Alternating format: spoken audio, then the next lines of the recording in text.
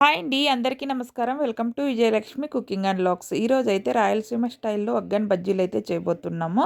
అలాగే పెరగన్నం గూడా. వీళ్ళకైతే వెళ్ళిపోదాం. ఒక ఎడల్పాటి బౌలి తీసుకొని ఆయిల్ వేసుకొని, ఆవాలు జీలకర్ర వేసేసి, ఆనియన్స్ వేసేసి, కరివేపాకు వేసేసి, కాస్త పసుపు కూడా వేసేసి ఒకసారి బాగా కలిపేసుకోండి. అలాగే పచ్చిమిర్చి ఇలా కట్ చేసేసుకొని వేసుకోండి. మిక్సీ జార్‌లో బాగా మెదిగిపోతాయన్నమాట పచ్చిమిర్చి. అలాగే సాల్ట్, కొత్తిమీర వేసేసి మిక్సీ పట్టించుకోండి. ఇంకా ఆనియన్స్ మగ్గిన తర్వాత ఈ పేస్ట్ కూడా వేసేసి, అలాగే ముందుగా కట్ చేసుకున్న టమాటా ముక్కలను కూడా వేసేసుకొని ఒకసారి బాగా కలిపేసుకోండి. స్టైల్లోనే చేసుకోండి. ఒగ్గాని అయితే సూపర్ అంటే సూపర్ టేస్టీగా వస్తుంది. మిక్సీ జార్ కడిగిన నీళ్ళు కూడా వేసేసుకొని ఒకసారి బాగా కలిపేసుకోండి. చూడండి బాగా మగ్గిపోయిన తర్వాత ఇక మన గొజ్జు అయితే రెడీ అయిపోయింది కదా. ఇక ముందుగా నానబెట్టి తీసుకున్న బొరుగులను అయితే వేసేసుకోండి. నేనైతే ఇక్కడ ఒక ప్యాకెట్ అనమాట, ఒక ప్యాకెట్ బొరుగులు అయితే తీసుకున్నా. రూపాయలకి ఒక ప్యాకెట్ దొరుకుతాయి కదా మనకి, ఆ ప్యాకెట్ అయితే తీసుకున్నా. గ్యాస్ అయితే స్లిమ్లో పెట్టేసి బాగా ఇలా కలిపేసుకోవాలి. ఇక గ్యాస్ అయితే ఆఫ్ చేసేసుకోవాలి. ఇలా ఒగ్గని అయితే టేస్టీగా సూపర్గా వస్తుందన్నమాట. ఇలా గ్యాస్ స్లిమ్లో పెట్టుకొని కలుపుకుంటే. నిమ్మకాయ రసం కూడా పిండేసుకొని ఒకసారి బాగా కలిపేసుకోండి. అలాగే పప్పుల పొడి, పుట్నాల పొడి అంటాం కదా, అదైతే వేసేసుకొని చిన్నగా కట్ చేసుకున్న కొత్తిమీరను కూడా వేసేసుకోండి. స్టైల్లో ఒగ్గని బజ్జీలు చేసుకున్నామంటే సూపర్ అంటే సూపర్ టేస్టీగా చాలా బాగుంటాయండి ఒగ్గని బజ్జీలు అయితే. దానికి వేడి వేడి ఒగ్గని అయితే రెడీ అయిపోయింది.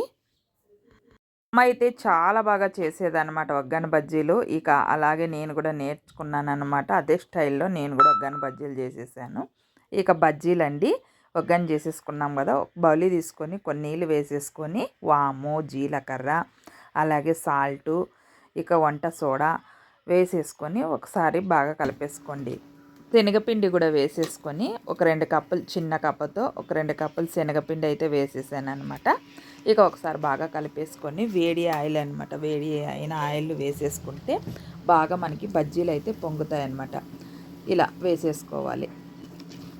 కొన్ని తర్వాత ఇలా ఒకసారి బాగా కలిపేసుకొని ఇలా జారుతూ ఉంటుంది కదా పిండి, ఇలా కలిపేసుకుంటే సరిపోతుంది.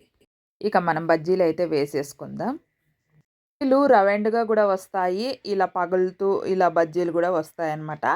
ఈ బజ్జీలు సూపర్ టేస్ట్ ఉంటాయి. రౌండ్‌గా ఉండిన వాటి కింద ఇవి చాలా బాగుంటాయన్నమాట.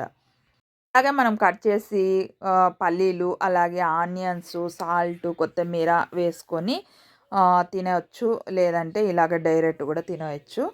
చాలా అంటే చాలా టేస్టీగా సూపర్గా ఉంటుంది. రాయలసీమ స్టైల్లో ఒగ్గాని బజ్జీలు అయితే మనకి రెడీ అయిపోయాయన్నమాట.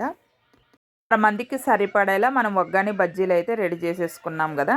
టిఫిన్కి అయితే ఒగ్గాని బజ్జీలు, మధ్యాహ్నంకి అయితే పెరగన్నం చేస్తా ఉన్నాయి ఇక్కడ. అన్నం అయితే వేడి అన్నం అయితే ఇలా ఆరబెట్టుకోవాలన్నమాట ముందుగానే. ఇంకా చల్లన్నం అయితే అలాగే కలిపేయచ్చు. ముందుగా ఇక్కడ ఒక 3 టేబుల్ స్పూన్లు అంతా నెయ్యి వేసుకోవాలి ఓ ప్యాన్లో. చూడండి బ్యాలు, ఉద్ది బ్యాలు, ఆవాలు, జీలకర్ర అన్నీ వేసేసుకొని ఒకసారి బాగా కలిపేసుకోండి. ఇంకా గోడెంపి పలుకులు కూడా వేసేసుకొని ఒకసారి బాగా కలుపుకోవాలి. గ్యాస్ స్లిమ్లోనే పెట్టుకొని కలిపేసుకోండి. ఇక అలాగే పచ్చికరివేపాకు కూడా వేసేసుకోవాలి. అలాగే 2 ఎండుమిర్చి కూడా తుంచి వేసేసుకోవాలి. ఒకసారి బాగా కలిపేసుకోండి. ఇక కాస్త కలర్ వచ్చిన తర్వాత ఇక గ్యాస్ ఆఫ్ చేసుకోవాలి.